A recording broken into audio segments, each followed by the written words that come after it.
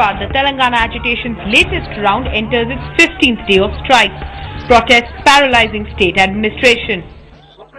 The Congress continues to evade the Telangana question, even as frustrated Congress leaders from the region openly express their anger at the centre's stand. The Union Home Minister gets up to say, in reply to Sushma Swaraj ji, that Congress has not taken a stand on Telangana.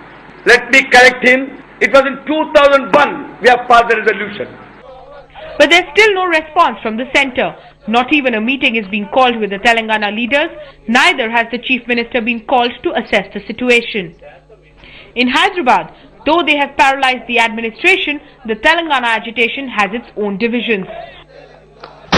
On one hand, the Osmania University students who led the movement with violent protests over the last 2 years now say even Telangana politicians are using them. With the political tricks, we are waging a battle against the central government, against the Seemandhra leaders and also our very own politicians of Telangana. The latest agitations have gone beyond their campus, which has been at the forefront.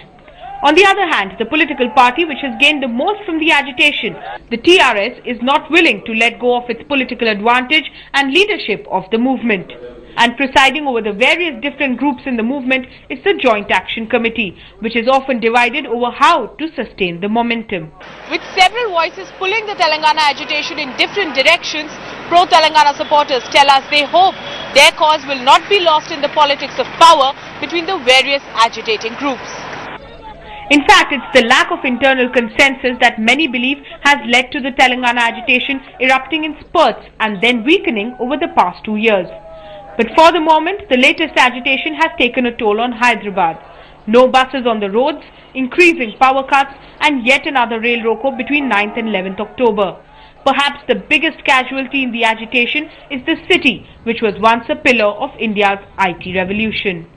In Hyderabad, Preeti Singh.